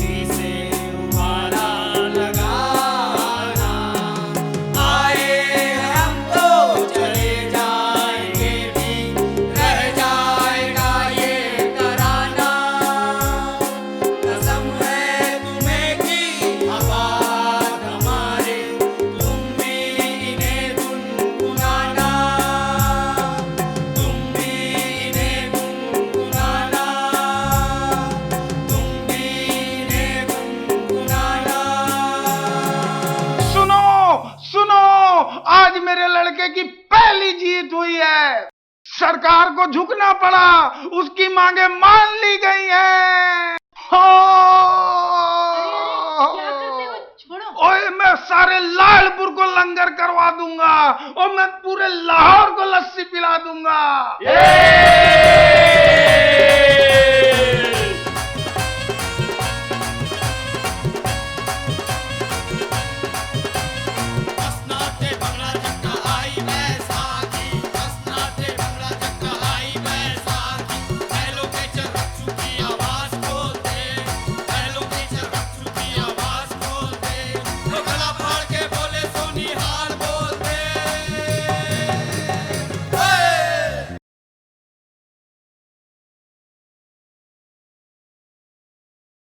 मुझे आज भी याद है कि वो हड़ताल कैसे तोड़ी गई थी। हे भारत के नर नारियों। अबे नारियों नहीं बे। सॉरी यार, मैं अपना शब्द वापस लेता हूं, ठीक। हे भारत के नर बंधुओं, मैं इस 114 दिन चले भूख हड़ताल का अंत चीयर्स के देसी संस्करण यानी चरमरादे से करता हूं। तो चरमरादे। सचमुच सचमुच चरमरा दिया था उन लोगों ने पूरी हुकूमत को। और उसके बाद जापान, कनाडा, पोलैंड और दक्षिण अमेरिका से सैकड़ों चिट्ठियां आने लगी थी समर्थन के तौर पर। जगह जगह हड़तालें फूट पड़ी थी। किसान और मजदूर वर्ग रेले के रेले बनाकर उमड़ पड़ा था। अखबार हुकूमत के खिलाफ आग उगलने लगे थे। और शिव वर्मा ने बहुत ही भावुक होकर उससे कहा था, यार आजकल तुम्हें नाम से पुकारने को जी नहीं चाहता। तो फिर क्या कह के बुलाएगा? सरदार। और सरदार के पूर्ण स्वराज का नारा मुल्क के कोने कोने में गूंज उठा था। वो महात्मा गांधी जो 1 साल पहले लाहौर के कांग्रेस अधिवेशन में इस मांग को सख्ती से कुचल चुके थे, उन्हें तक इस घटना के 2 महीने बाद लाहौर के अधिवेशन में इस मांग को स्वीकार करना पड़ा था, क्योंकि स्वीकार करे बिना कोई चारा ही नहीं था। सरदार क्या तुम्हें मालूम है कि इतिहास में इसका श्रेय हमेशा कांग्रेस को दिया जाएगा? कल जब मैंने जमादार के 8 साल के बच्चे को यह नारा लगाते देखा तो मुझे मेरा श्रेय मिल गया। एक बात पूछूं सरदार, क्या तुम कभी इस महात्मा गांधी से मिले हो? हाँ, इकलौती याद है। भगत तब 8 साल का था। गांधी जी लाहौर आए थे, उसके स्कूल में। उनके साथ तमाम भीड़ थी। चारों ओर तहलका मचा था। बच्चे उन्हें देखने के लिए मचल रहे थे। जब वे उसके सामने से गुजरे, भगत बोल पड़ा, सत श्री अकाल। गांधी जी रुके। उन्होंने भगत के सिर पर हाथ फेरा और बोले, सत श्री अकाल के साथ साथ वंदे मातरम भी कहा करो, हमारे देश को उसकी भी जरूरत है। मैं तब उसके पास ही खड़ी थी। भगत उनकी ओर ताकता ही रह गया था। महाभारत में कृष्ण और कर्ण का संबंध पड़ा था। वो कर्ण जो कृष्ण का अटूट भक्त था, लेकिन लड़ा उनके खिलाफ था। खत्म भी पहले वही हुआ था, क्योंकि कुछ बावले उसूल बना लिए थे उसने जिंदगी में। यह अलग बात है कि कृष्ण भी उसके बाद सुखी नहीं रह पाए थे। मैं उनका भक्त तो नहीं हूं, लेकिन उनकी कद्र जरूर करता हूं और इसलिए उनकी मुखालिफत करने का हक भी लेता हूं। हमारी जिंदगी कहीं भी जाए शिव, लेकिन हम हिंदुस्तान को महाभारत के बाद वाला आजाद भारत तो नहीं देना चाहेंगे, जहां गरीबी फैले, जहां भुखमरी उमड़े, जहां भेड़ियों का राज हो, जहां कबूतरों का सहमापन हो। हम देना चाहते हैं वो देश जहां तरंगे हो, जहां उमंगे हो, जहां भाईचारे का साम्राज्य हो। हमारा इनकलाब कोई खून आलूदा नहीं है, उसे तो फूलों की पंखुड़ी से पोस पोस के पैदा किया गया है। हमारा इनकलाब आएगा, हमारा इनकलाब आएगा। ये अलहदा बात है कि हम उसे अपनी जिंदा आंखों से देख पाते हैं या नहीं। इलाही ये तो सिर पे कर्ज है, देना ही देना है। इलाही ये तो अटकी नाव है, केना ही केना है। इलाही ये तो अटकी फांस है जो दर्द देती है। इलाही खींच कर इसको कभी तो फेंक देना है।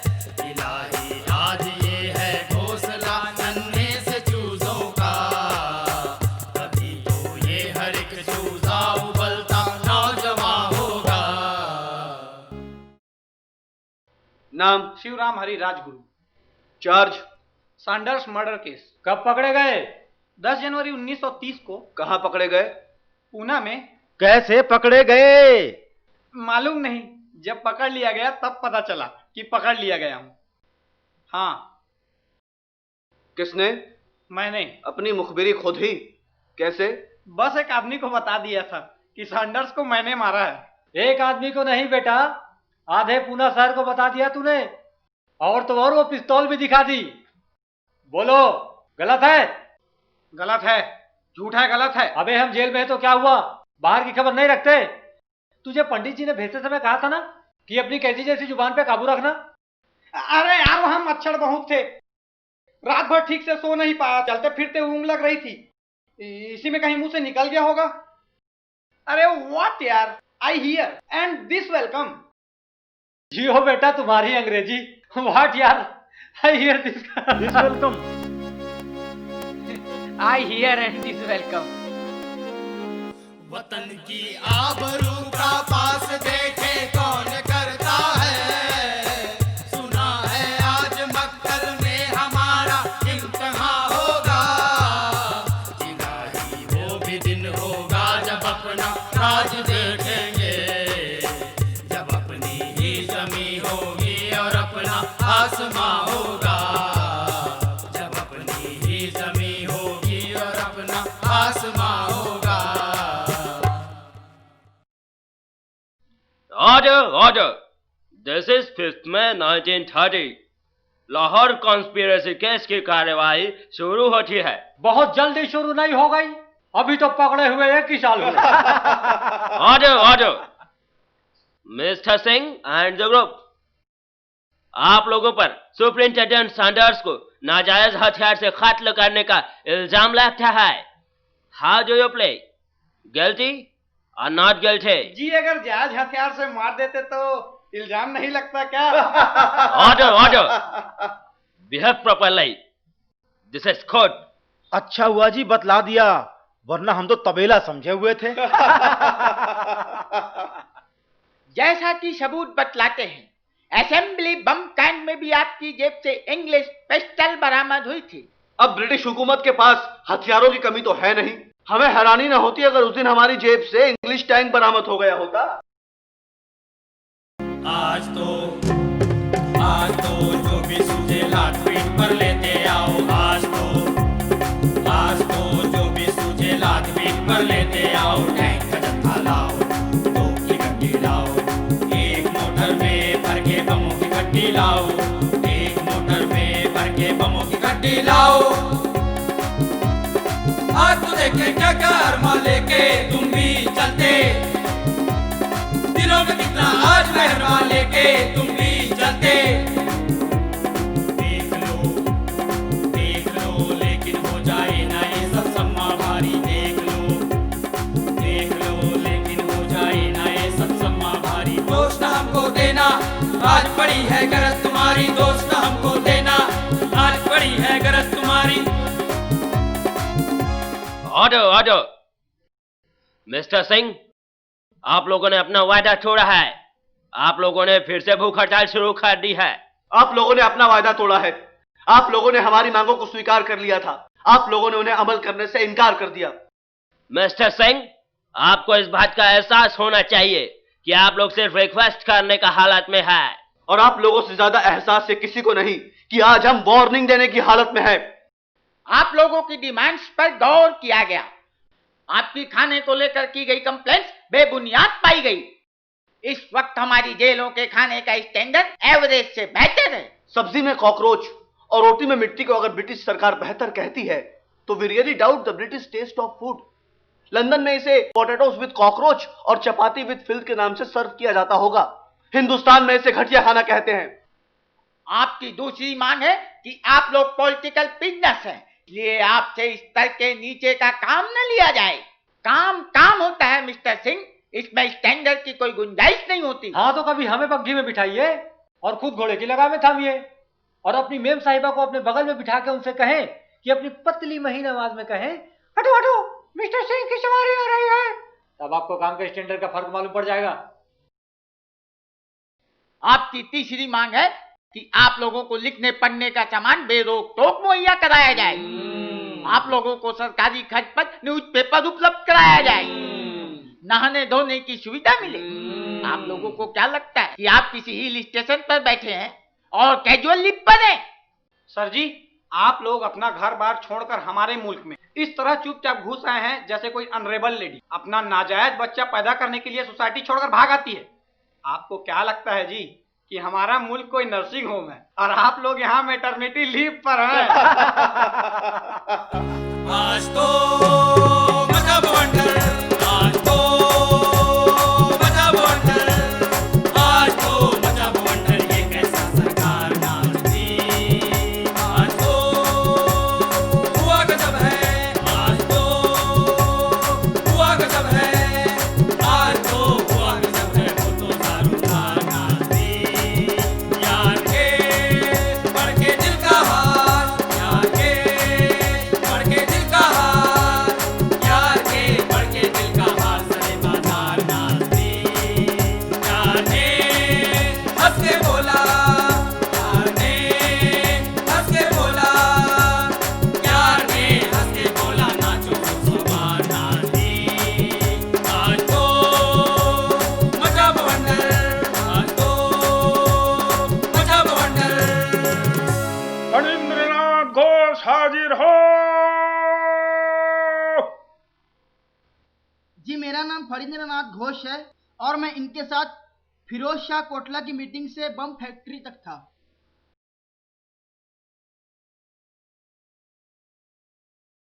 इन लोगों ने नाजायज बमों की फैक्ट्री लगाई। Yes. Point to be noted milord. और तुमने उसमें सहयोग दिया। Point to be noted milord. You are witness. Shiv, फैक्ट्रियां हमने लगाई थी? हाँ, किस किसने? करीब करीब सारे। लेकिन फैक्ट्री लगाने के लिए बहुत सारे पैसों की जरूरत पड़ती है। अब इतने भी पैसों की जरूरत नहीं पड़ती, कम में भी काम चल जाता है। क्यों? अगर मेरठ से गन कॉटन खरीदें तो? गन कॉटन कलकत्ता में मिलता है मिस्टर। सिर्फ सर्दियों में, वरना आप इसे घर में ही बना सकते हैं। राइट, और हमने बनाया भी। बिना पोटेशियम नाइट्रेट के, बिना सल्फेट के। वो भी लाए। और बमों के खोल? मिल जाते हैं आसानी से बाजारों में, बस सबूत नहीं छूटना चाहिए। प्लास्टिक के खोल से आप बम कैसे बना सकते हैं मिस्टर घोष? बम में सिर्फ मेटल का खोल लगता है मिस्टर। पटाखा बनाने और बम बनाने में फर्क होता है मिस्टर कोल्ड स्ट्रीम। आज यतींदा जिंदा नहीं है। अगर वो जिंदा होते तो बतलाते कि इस शख्स को पटाखा बनाना तक नहीं आता। क्या बोला? अरे पोटेशियम नाइट्रेट साल पीटर 70%, सल्फर 15%, चारकोल 10% कार्बन के प्रोडक्शन के लिए, और उसके बाद घर में काम आने वाले शीशा, किरचे, उसको एक मेटल के खोल के अंदर भर के। वो बेवकूफ तो बम बनाने की सारी विधि बक गया पंडित जी, पत्रकारों से भरी अदालत में। आज हिंदुस्तान के हर अखबार के फ्रंट पेज पर बम बनाने की विधि छपी है, तफसील से। तब तो अब तक घर घर में कुटीर उद्योग लग चुका होगा। Order. You will have to follow the rules and regulations of the court, Mr. Singh. आप लोग यहाँ हथकड़ी में ही बैठेंगे और कार्यवाही का शुरू में यह गाने का सेशन हम हरगिज बर्दाश्त नहीं करेंगे। जहां तक हथकड़ी का सवाल है मिस्टर कोल्ड स्ट्रीम, तो हाथ हमारे हैं, चाह हमारी है, और टेररिस्ट और पॉलिटिकल प्रिजनर्स के बीच में फर्क समझने की जिम्मेदारी आपकी है। जहां तक गानों का सवाल है, तो दिस इज इंडियन म्यूजिक। ये यहां तब बजता है जब धान कटता है, जब होली मनती है। कभी अपने गोरे गोरे हाथों से चौका लेप कर देखिए, आप भी इसे गाने के लिए मजबूर हो जाएंगे। आप अपने आप को काला क्यों समझते हैं मिस्टर सिंह? आप तो भूरा है। आप अपने आप को गोरा क्यों कहते हैं कोल्ड स्ट्रीम जी? आप लोग तो गुलाबी हैं। ऑर्डर। इससे काम नहीं चलेगा मिस्टर सिंह। आप लोग अदालत में आने से इनकार नहीं कर सकते। ब्रिटिश हुकूमत के फैसले तो अब इतिहास का हिस्सा बन चुके हैं मिस्टर कोल्ड स्ट्रीम। न तो हमें इनको सुनने की ख्वाहिश बची है और ना ही इसका इंतजार करने का सब्र।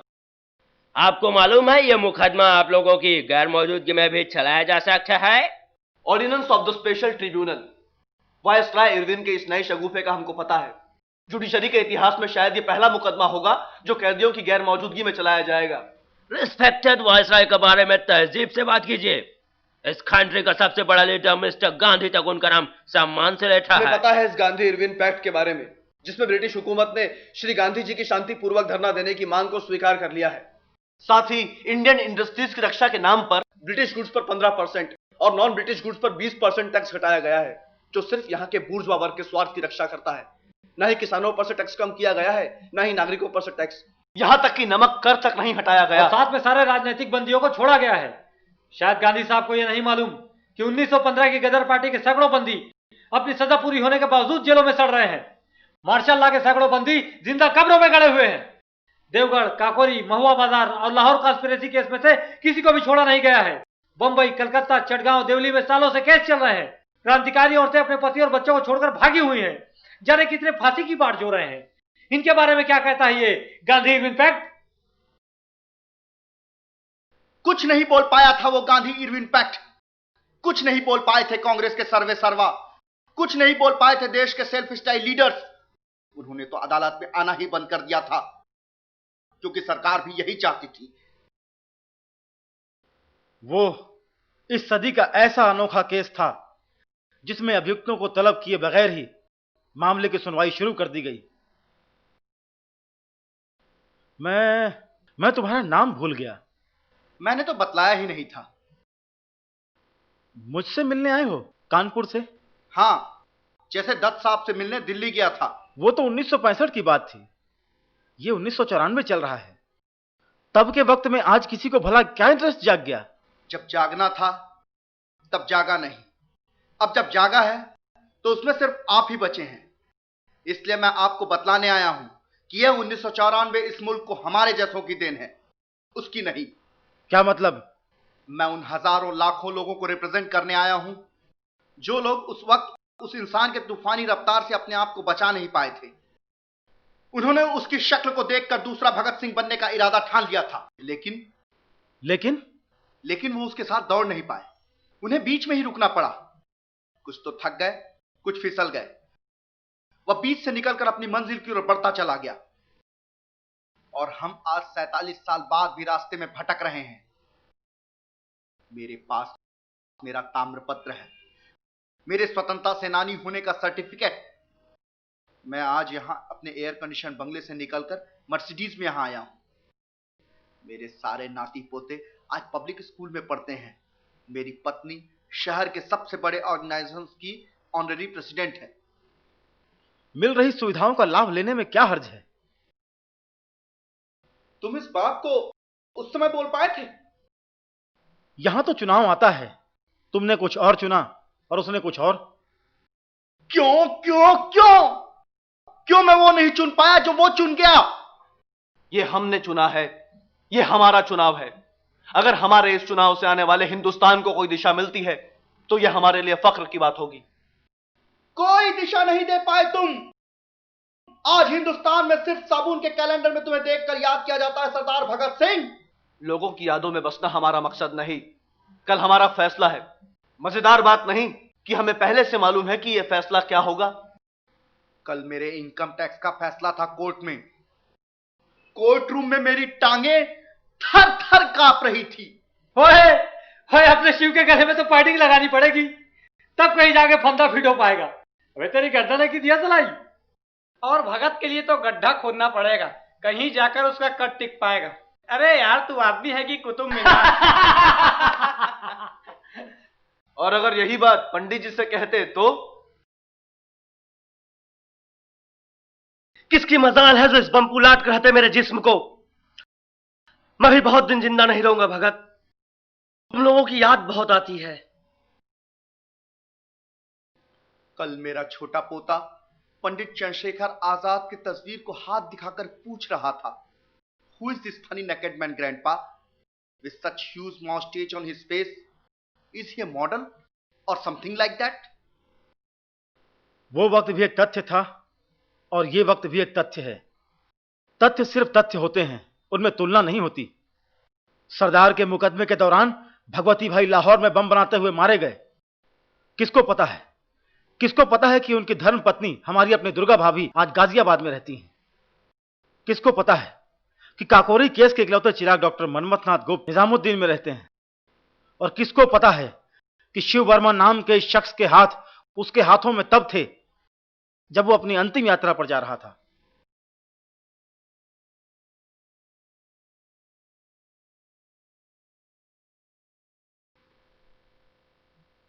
अपने साथियों से मिलोगे? चलो।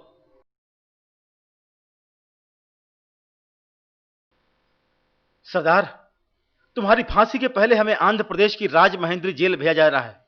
विदा दोगे?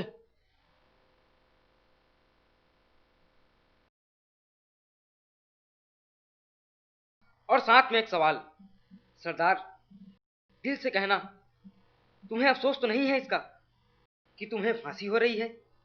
अपना काला पानी भोगने के बाद जेल से निकलना, एक अच्छी सी लड़की से शादी करना, 4-5 गोल मटोल बच्चे पैदा करना, और कभी कभी उन्हें सुनाया करना कि तुम्हारे ऐसे चाचा लोग भी थे, उस वक्त हम एकदम जिंदा हो जाया करेंगे। इसके अलावा इस 23 साल 5 महीने और 26 दिन की जिंदगी का इससे अधिक और क्या मूल्य हो सकता था? बस वक्त खत्म हुआ, चलो।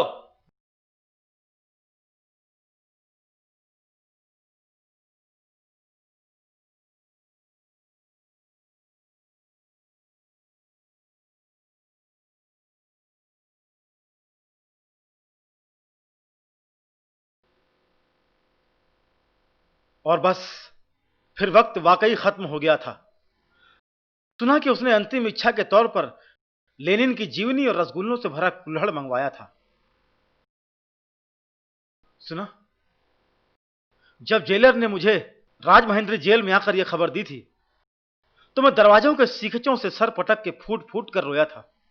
दूसरे कमरे से जयदेव की सिसकियां सुनाई दे रही थीं। सुना कि दंगा भड़कने के डर से उन्हें तयशुदा वक्त से 11 घंटे पहले शाम ढले ही फांसी दे दी गई थी और उनकी लाशों को जेल की पिछली दीवार तोड़कर रातों रात फिरोजपुर रवाना कर दिया गया था। वहां खौफ के मारे उनको अधजली हालत में सतलुज में फेंक दिया गया था। उनकी समाधि आज भी वहां है। चंद्रशेखर आजाद इसके 1 महीना पहले ही जा चुके थे अल्फ्रेड पार्क इलाहाबाद की मुठभेड़ में। 1965 में बटुकेश्वर दत्त ने इच्छा जाहिर की थी कि मरने के बाद उन्हें भी उन तीनों के पास दफनाया जाए। उनकी यह इच्छा भी पूरी हुई। प्रेमदत्त 3 साल बामशक्कत, कुंदनलाल 7 साल बामशक्कत, शिव वर्मा, विजय कुमार सिन्हा, जयदेव कपूर, किशोरी लाल, कमलनाथ, गया प्रसाद, महावीर सिंह, आजन्म काला पानी और 23 मार्च 1931 राजगुरु सुखदेव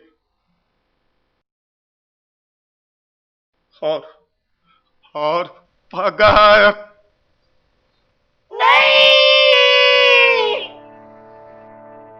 मेरा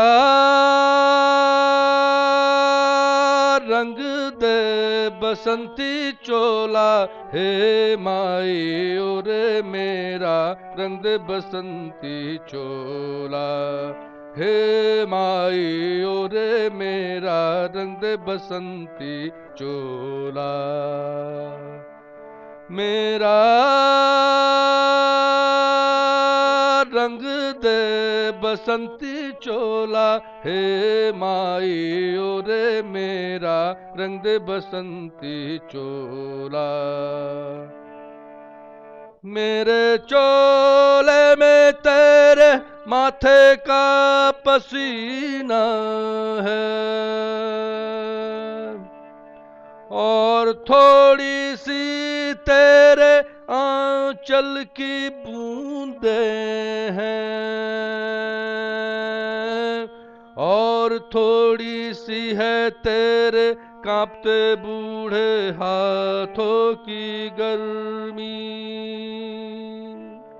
और थोड़ा सा है तेरी आंखों की सुर्खी का शोला। इस शोले को जो देखा तो आज ये लाल तेरा बोला, इस शोले को जो देखा तो आज ये लाल तेरा बोला है माइयो रे मेरा रंग दे बसंती चोला, मेरा रंग दे बसंती चोला हे माइयो रे मेरा रंग दे बसंती चोला, हे माइयो रे मेरा रंग दे बसंती चोला, हे माइयो रे मेरा रंग दे बसंती चोला। मैं आज भी जिंदा हूं इस आजाद भारत में जिसका सपना वो देखा करता था। सुकून की सांसें होंगी, चारों तरफ खुशहाली होगी, भूख का कहीं नामो निशान नहीं होगा, कहीं चीख पुकार नहीं होगी। वाकई आज कहीं चीख पुकार नहीं है, चारों तरफ वीराना है, खामोशी है, सन्नाटा है, जो शायद इशारा कर रहा है किसी आने वाले तूफान का, किसी आने वाले बवंडर का। पहले कोड़ों की चोट का एहसास होता था क्योंकि कोड़े की चोट दिखती थी, कोड़े दिखते थे, लेकिन आज वो एहसास मिट गया है क्योंकि कोड़े मारने वालों को यह सुविधा मिल गई है कि वो दूर से बैठकर कोड़े फटकार सकें। वो गोरों का राज जो उस गोरे मुल्क में धकेल दिया गया था, किसी दूसरे गोरे मुल्क के रास्ते धीरे धीरे वापस आ रहा है। शायद ईस्ट इंडिया कंपनी भी कभी ऐसे ही घुसी होगी। बहरहाल उसने कहा था, रुकना मत, मुकाम तो बहुत आएंगे, रुक गए तो थक जाओगे। मैं थकने के बावजूद चलने की कोशिश कर रहा हूं, बस कभी कभी रातों में उसका हंसता मुस्कुराता चेहरा आंखों के सामने आ जाता है तो पूछ बैठता हूं कि सरदार, क्या यही है वो तुम्हारा आजाद हिंदुस्तान जिसका तसव्वुर तुमने कभी किया था? इलाही जिस तसव्वुर को कभी आंखों से सींचा था, इलाही जिस तसव्वुर के लिए गर्दन को भींचा था, इलाही जिस तसव्वुर के लिए हर आग पीली थी, इलाही जिस तसव्वुर के लिए हर मौत जीनी थी, इलाही क्या कभी सोचा था अपने उस तसव्वुर से जो उपजेगा कभी ऐसा भी ये हिंदुस्तान होगा।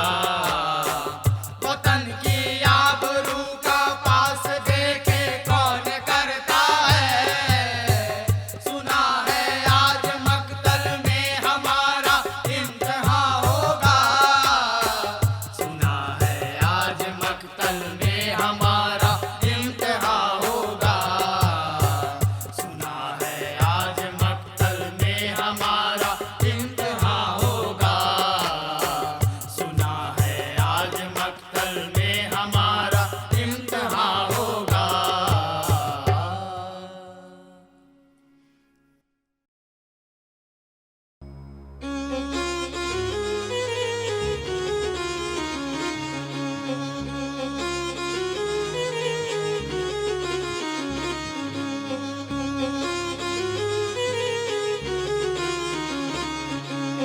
आँख से कपटी लहू